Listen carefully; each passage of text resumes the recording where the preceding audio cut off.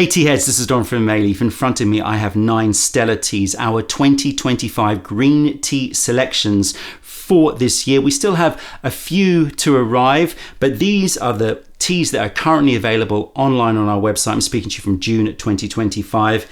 And what I wanted to do today is to taste the latest 4 that have come in, this row here, because I wanted to obviously explain what they taste like and give you a quick snapshot of their characteristics and make comparisons between them, especially comparing the more expensive high-ticket teas, these two, compared with the more reasonably priced teas on our website, which are kind of sleepers on the website, which are worth you finding out about, because price point and tea is never a linear relationship. It's not like, you have a tea that's, let's say, 20 cents a gram and you have a tea that's $1 a gram. Is the $1 a gram tea 5 times better than the 20 cents a gram tea? No, in most cases it's not, because you can't make direct comparisons. They are just different experiences.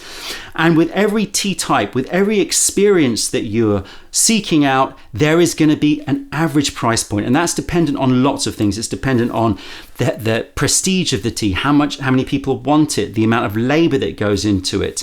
There's a whole rafter of factors that come into play when deciding the price of a tea. I've done a whole video about pricing of tea. I'll stick a link in the description below so you can really dive into the details. So what I have in front of me here is our Jade Arrow Supreme. We've got our Jade Arrow. We've got our Long Jing Supreme. We've got our Long Jing, aka Imperial Green. We've got this one here, which is called Wild Ma Bian, which is a new tea from Sichuan. We're not going to be talking about those teas because I've already done a video about these, or multiple videos about these. Instead, we're going to be talking about these 4 in front of me here. Let's go through them.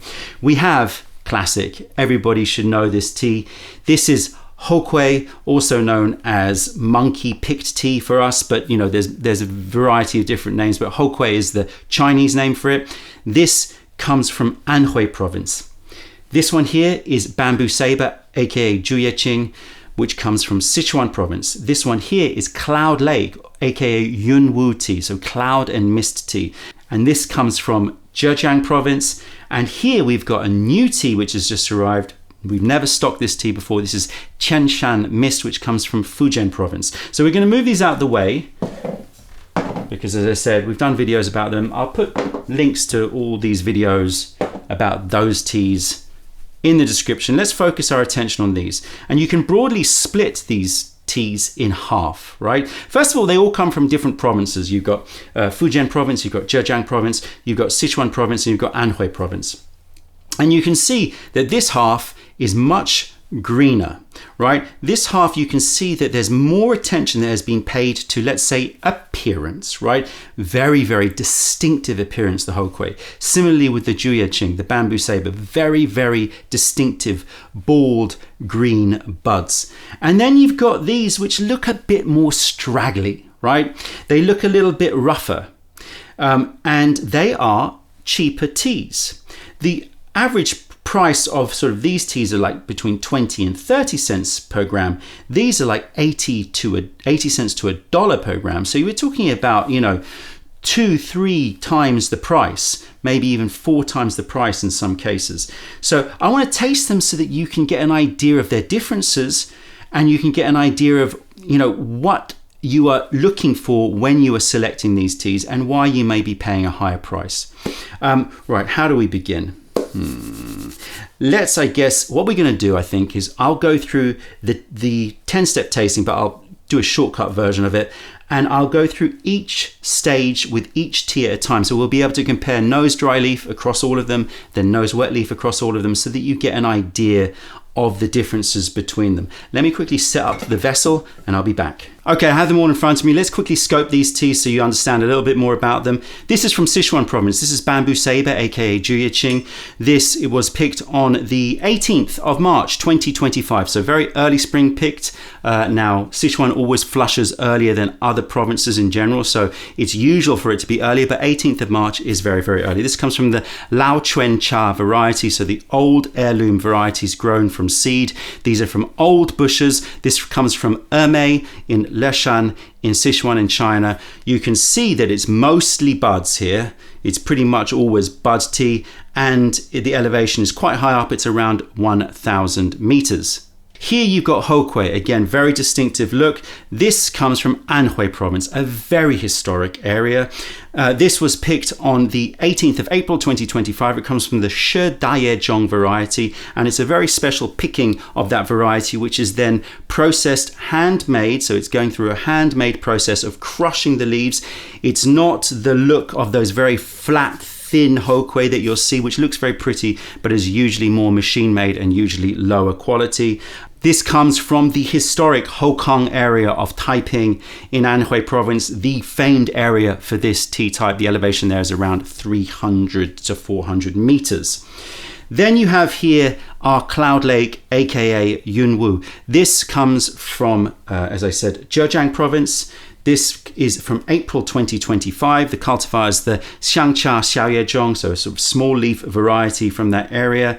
It's going to go through a more rolled process, as you can see here, but don't let that fool you, because you'll see what they look like when the leaves open. The elevation on this is around 800 meters. And finally, we've got this, our new Tianshan Mist. Tianshan green tea is a very historic tea that's sort of gone out of fashion in recent years. It was very popular apparently in the Tang Dynasty, and has history before that. And you know, it was more known, I would say, in the 80s and 90s, but it sort of like lost its fame a little bit, and I think that's a shame, and I think that it's worth exploring this tea type. This comes from Fujian province, one of the most famed provinces for producing lots and lots of oolong tea, but it produces very, very high quality green tea as well. Picking on this was March 2025. This comes from the Xiaoyezhong, so small leaf variety from Tianshan in Ningde in Fujian province, elevation around 800 to 1,200 meters. So let's talk about the looks. Clearly, very, very different. This one is more straggly, a little bit more rolled, a little bit darker. Again, you'll see what they're like when they brew out though. It's very, very important that you do not judge a book by its cover. It's very easy to look at these teas and go, that doesn't look particularly spectacular. Don't forget that if a producer is producing a tea to look really good when it is dry, that usually means that they have to pay very special attention to it. They've got to take care, not in terms of the taste, but in terms of the looks. That means that there's potential for it to be more labor intensive, to have a little bit more of a sort of a very careful processing technique so that they keep the looks of the leaf really well. But does that mean that it's going to taste better? Oftentimes not. All right, what we're going to do is we're going to separate these out, and we're going to take some hot water. Let's start with the high ticket teas, which I'm going to brew in the flute brewer. Again, when you've got a high ticket tea which looks like this, you kind of want to show it off a bit more. It's a bit more of a show off tea. Again though, does that mean it's better? Here we go. Let's have a sniff. Okay, so many of you will know that I do have a love-hate relationship with bamboo saber, because so many bamboo sabers, Juyaqings, are too green, too raw, just produced for looks, just produced to give you those beautiful emerald buds.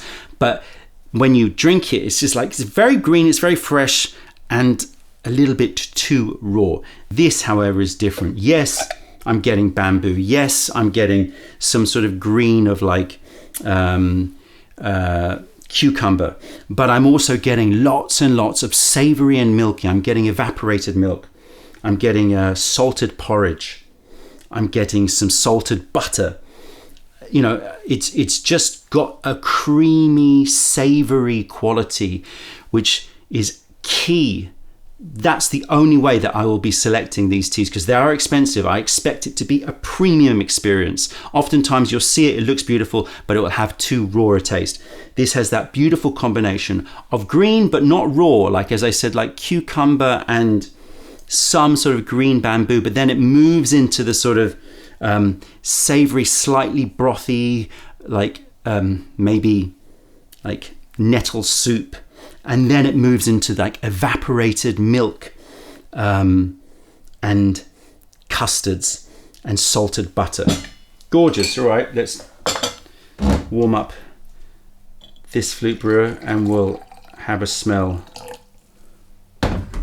of our Hokui 2025. We only ever get a small amount of this tea. The reason for it, and it's something worth noting again with these expensive teas, is because they have been produced to have these looks, to be very green.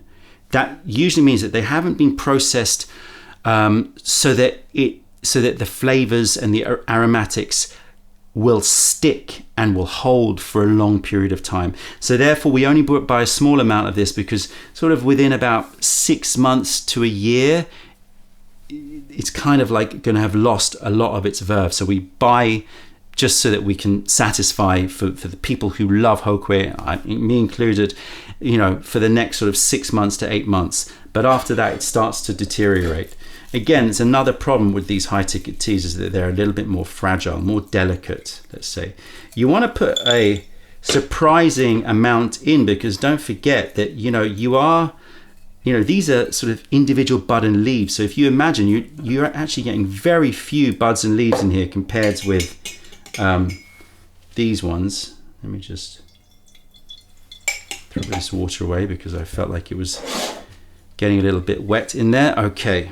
Here we go. Hokui 2025. Oh, it's beautiful. Again, you got the creamy notes. I'm getting soya milk. I'm getting edamame. I'm getting orchid. I'm getting a touch of like arugula. But it's again in the light range, and it doesn't feel too raw. What you don't want with green teas is grassy. Please, please, please, please, please. If you're describing a tea as grassy, that means it is too raw. This has incredible coconutty note. Oh, it's amazing. It smells like coconut again, a little bit like evaporated milk, soya milk. Oh my gosh, the coconut coming off this is insane. I really don't remember it being so coconutty when I smelt the sample, but wow, it's like coconut cream. Right, it may look green, but it has so much warmth and development of flavor, and that is so key when you are drinking green teas. The amount of times people think that green teas should be fresh. No. Green tea shouldn't taste fresh. They should taste developed. They should have character, which has come from development through the withering and through the baking and through the rolling. Now you can see this Cloud Lake, which is a sleeper on the website. Loads of people know about it, but a lot of people do not, because they sort of pass over it. It is a mega because there are loads of grades of Yunwu. There are some really low quality cloud mist tea out there. So obviously, it's just a name. There are hundreds of like grades of tea within Yunwu. This is top whack. I just love sourcing Yunwu because from this sort of ugly looking tea, this most amazing strong fragrance pops out, and the leaves afterwards look glorious. Okay, here we go. It's just chocolate sauce, chocolate fondant. Oh, roasted beans, hazelnuts. It's like you take the roasted bean note of Longjing tea, but you just slather it in chocolate frosting, chocolate fondant. Amazing. Just like diving into a chocolate dessert. It's incredible that a green tea can have that smell, and that comes from really high quality pickings, but that relationship with the nature and the producer to really bring out these beautiful elements through the withering, through the rolling, through the shaching, the kilgreen process, and through the baking. Amazing. You can see, yeah, it's not particularly a looker for sure, but it smells amazing. This smells like you've taken dark chocolate spread and you've taken some buttered whole wheat toast, like, so it's got lots of butter, and then you just spread like dark chocolate spread all over it. That is probably one of the greatest green tea smells that hardly anybody gets to experience. I highly recommend. And it's one of the cheapest teas on our website. And this is sort of one of those things that you just go, well, if people only tried it, instead of looking just at the sort of, you know, what they look like and instead just tried it, I think you'll have many people that will fall in love with this Cloud Lake. Right, let's move on now to the new kid on the block, Tian Shan Mist from Fujian province. As I said, a tea which has kind of gone out of style a little bit. And I haven't sourced it before, so I'm just as culpable. Again, doesn't look particularly amazing on the dry leaf, but you'll see what it looks like when it opens up. All right, here we go. Like deep, rich caramel popcorn, orchid, so sweet. Yeah, I'm just seeing caramels. I'm seeing like dark cooked down condensed milk. If you take condensed milk and you boil it in water and it goes like darker, or you cook it, it's like more caramelized condensed milk. Oh, it's so creamy. This is the creamiest of the lot. Has a little touch of the coconut from the Hokui, but much more in the caramel note. And there's this little spice in there, which I associate with celery salt. Celery salt is one of those things, right? People have this aversion to celery because they're thinking of, they're thinking of having to chew on a celery stick. But the flavor of celery salt, it's just a beautiful, like spiced, umami, savory, salty, it's a beautiful seasoning, celery salt, and it isn't a lot of foods. Yeah, celery salt. But then the creams, the condensed milk. All right, let's give these a rinse and we'll go through them again. So you can see that I would not say that any of these experiences in terms of aroma are better than others. They're just very, very different. All right, let's have a smell of bamboo saber. Okay, yes, more green. What do I mean by green? Not grassy. Pistachio. The greenness of a pistachio. Edamame, so it's rounded, it's beany. Again, touch of that cucumber, touch of arugula. But then there is this savory custard, savory soy milk. Reminds me of like savory, like tofu dishes, like tofu pho, but a savory version of it. So it's rounded, it's milky. It's savory, whilst at the same time having those fresh notes of arugula, a little bit of apple skin, loads of apple skin. Oh yeah, apple skin. Oh, so when you get a note and then you smell it, you just want to smell it more. It's like apple skin and some of that bamboo. It's beautiful, a lovely combination. I will be doing a whole video about Juyeqing in China. It's in the editing phase, so you're going to learn much more about this tea type. But trust me, I go through so many versions of this tea and I reject. It's probably one of the biggest rejection rates because the taste is too raw and the cost is ridiculously high. All right, let's give this monkey picked tea a rinse.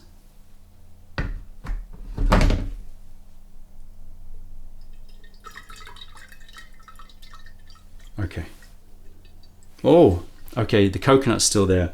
I'm getting guava. I'm getting a little bit of like nettle. I'm getting a little spice, like peas, but wasabi peas. It's got a little horseradish kind of piquancy to it on the nose.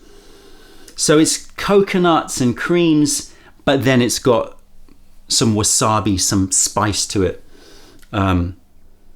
And loads of coconut. Gorgeous. Such an interesting smell. So unique. Now, if you smell a Hokui and it just smells like floral, like orchids, fine. If you love just that orchid note, then it's going to be, you're going to enjoy it, but it's a bit of a one note thing, that orchid taste. And a lot of people, who seek this tea will go, oh, it's got lots of orchid aroma. And sellers will say it's an orchid aroma tea. Yeah, sure, but do you just want an orchid aroma? That's a bit sort of, in my opinion, a bit dull. It's a bit sort of one note. This has more, as I said. It's got the coconut, it's got the guava, it's got more of those tropical notes. It's got the wasabi peas, it's got the nettle, it's got the milk. Like, yeah, I'll keep it at guava. It's like pear to guava. Okay, right. Let's rinse up Cloud Lake.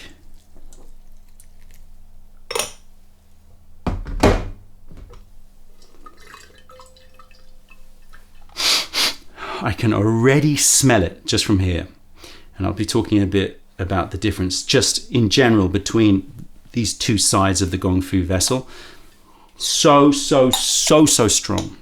Roasted beans, bolotti beans.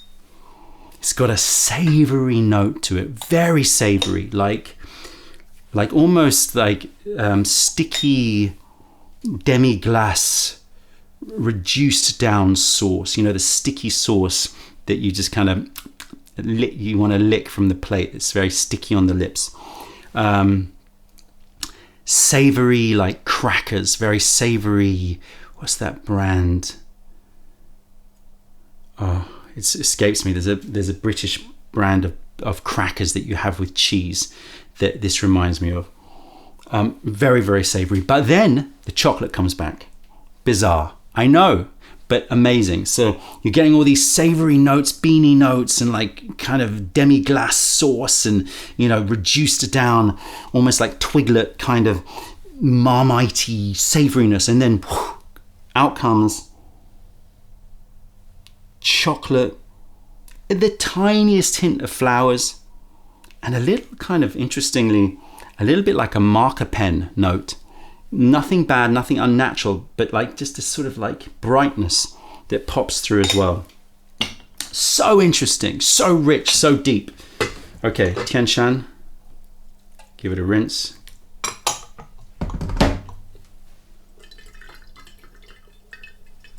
Here we go. Oh my gosh, totally different again. First thing that hits my nose is like a soapy quality, like a very natural, like Marseille green soap. I'm getting the nettle that we talked about before. I'm getting the coconut. I'm getting the milky, creamy.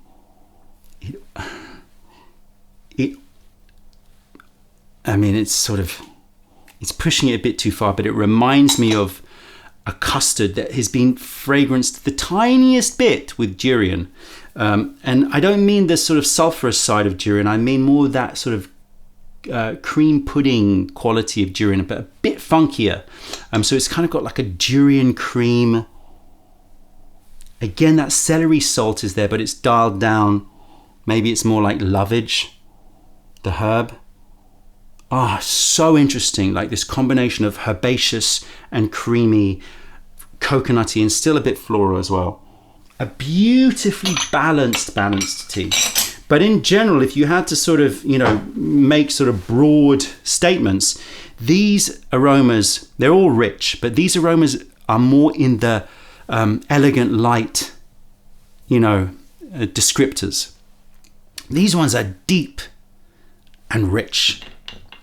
Again, not better or worse, just different.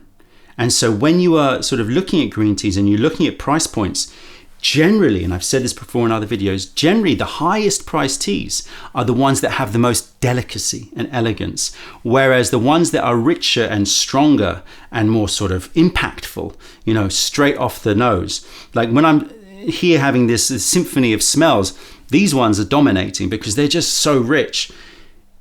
It doesn't mean that, you know, you're spending more, you're going to get a richer tea. In fact, it's usually the other way around. You're paying for the elegance and the lightness and that supremacy of touch, where it's just very, very like everything is just crafted and detailed. These ones here, still, you know, incredibly well-crafted teas. You can tell that there was a love affair between the leaf and the producer, but just the nature of the teas, the style of the tea with this very more rolled nature, it's bringing out a lot more of the depth of the aroma. All right, let's see what the temperature is like here. Let's boost them up. as you can see, I've decided to brew them differently. Usually when it's more of these sort of delicate teas, I'll usually use more of the grandpa style method, which is, you know, brewing it for longer, leaving the leaves to sit. That's just the way that they really, I think, bring out a lot of the qualities of the tea. Because if you let bamboo saber sit and it doesn't go astringent and bitter, then you know it's a good quality bamboo saber. If, as will be the case with most bamboo sabers, you leave it and it becomes like toe-curlingly astringent, then you know not so well produced. Whereas these teas are much stronger, much richer, and so I think they benefit more from Gong Fu brewing, but feel free to experiment. So we will keep going with how we've been doing it, which is we'll start with these teas. I'll brew these up at the same time because I recognize that this video could get very, very long. But I think it's great to sort of pitch these, you know, 80 cents to $1 a gram teas against the sort of 20 to 30 cents a gram teas. So you understand, you know, the variation. Oh no, I need more water. Okay, we'll brew this one up and I'll save the Tian Shan for last. So you can see these ones, I'm just gonna like quite happily let them brew. I'm gonna just play with this one a bit just to make sure they sink a little bit more. And the beautiful thing about these more darker teas when they're dry is the transformation is much greater. You know, you're going to see this transformation of these leaves. They're going to go pop into this sort of vibrant color, and the color of the liquor as well is going to be vibrant. Okay, let's go. And I have used a lot of leaf here. I didn't measure it out, but I've gone for it. I would not necessarily recommend you use this much leaf, but take a look at that. I mean, is that not gorgeous? Look at that transformation. Right, let's go with the Cloud Lake first, just because, oh, I don't have any cups. That's not good. I'll be right back. Got some cups. Right, let's taste this Cloud Lake. Beautiful color. Look at that. Vibrant. Almost reminds me of a Japanese green tea. Really, really like powerful cup color. Yes, more on the yellow side, but again, please, like, let's take away all these sort of preconceived ideas of what quality should be, because I love the look of this liquor. Here we go. Ah, potent, powerful. If you want a tea that just hits with satisfaction, then this is your jam. It is remarkable. Mouthfeel, medium to thick, hits you with this little twang of bitters that just transforms into this fruity, fruity afterglow. So I'm getting the roasted beans, the candied chestnuts, like glacé, you know, marron glacé, moving into that chocolate fondant, moving into the most glorious, like you're coming out into the clearing, like melon, cantaloupe melon and lemon oil. It is such a lovely, lovely, satisfying green tea. And it hits at the end with this fruity, fruity finish, juicy fruitiness. Again, I'll throw it under melon, touch of strawberry, like strawberry and melon juiciness. So it just gives you this beautiful, like just this sweeping journey from the savory and the beany and the roasted to the chocolatey to the fruits and the lemony brightness. And it is just an absolute winner at a steal of a price. Love it. Possibly the best Cloud Lake that I've sourced in years, and I love them all. But that is amazing. Smell of the empty cup. Again, wild strawberries. Just wild strawberries and melon. And that lemony note in the finish is just a joy. All right, let's, this has been probably about 3-4 minutes now. something that, and it's a lot of leaf as well, that's something that you would not, I would not advise you doing unless you have confidence in your bamboo saber, because this tea can go bitter if it's not good. Here we go. I'm not worried. I'm not worried at all. Not worried one iota. The tiniest hit of bitterness moves to this like stevia plant sugar sweetness. The taste. Sugar snap peas. Green, not grassy. Creamy, sweet sugar snap peas and bamboo. But then I'm getting the milks. I'm getting the soy milk. I'm getting guava. I'm getting dragon fruit. You know how dragon fruit is very fresh, a little bit creamy, but still sort of fruity. You know, it's sort of an interesting flavor profile, dragon fruit. Just beautiful, beautiful. Not as like wow, crazy right as this. It's more about the restraint and the elegance of this tea. But it's still rich. It's rich in its elegance. I've done a video about lightness in tea. I'll put a link in the description below. This is still very rich. I'm getting orchids, getting guava, getting dragon fruit. I'm getting some soy milk, and I'm getting the sweet sugar snap peas. Green peas, just really popping freshness, popping, but not grassy freshness, like a vegetal sweetness. Beautiful, beautiful, beautiful rendition of what is a very difficult tea to source. Okay, let's try the monkey picked tea, aka Hokwe. The color of the liquor, as you can see, much lighter than the other teas. Oh, pure elegance. Impossible to overbrew. You can steep that for hours and it'll just taste better and better and better. The coconut is still there. Pineapple, Taiwanese pineapple cakes. Guava. There's some crossover there. Oh, that coconut and pineapple is just amazing. A little bit of a resinous, like pine resin note. Reminds me of a little bit pumpkin seed, like a pumpkin seed milkiness, where you've got the pumpkin seed skin. So it's got a little, I don't know how to describe that taste, but a bit of a seed taste to it, as well as the milkiness. I'm getting flushed with all these greens. Do not be mistaken, green teas are potent.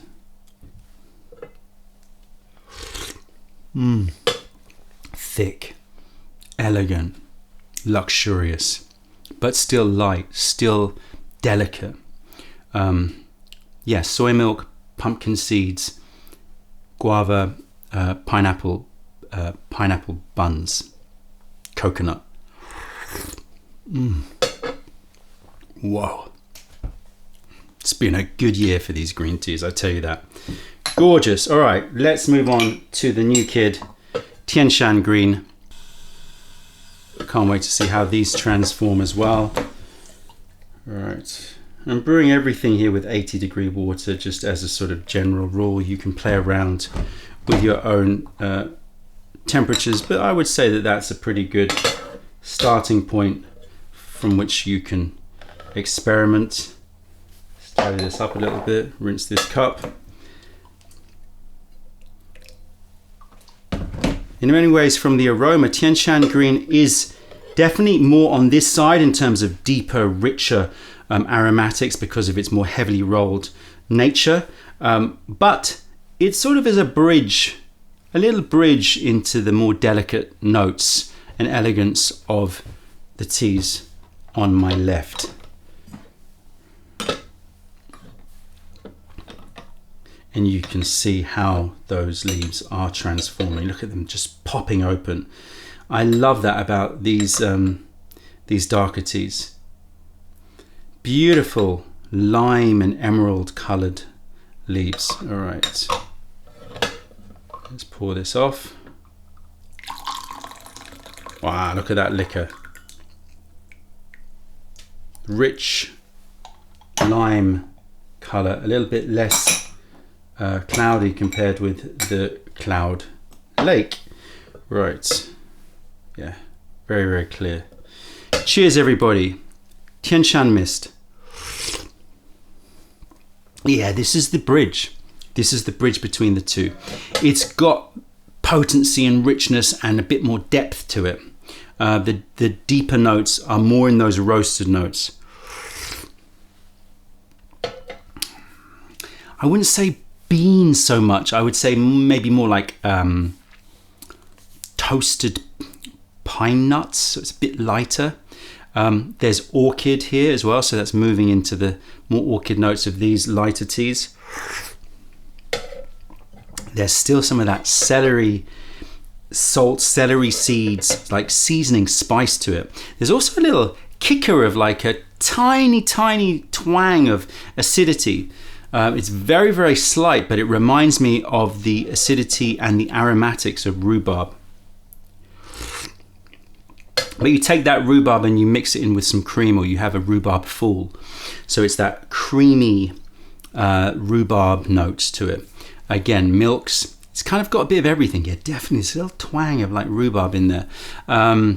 It's got apple as well. So sort of oxidized apple, rhubarb, that's your fruitier notes. You've got like custards and fools, which is your creamy notes.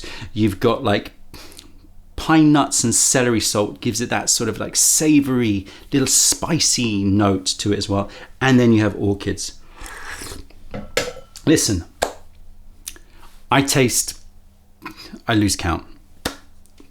Couple of 100 green teas every year to select the 10 to 15, usually about 10 to 12 that we select.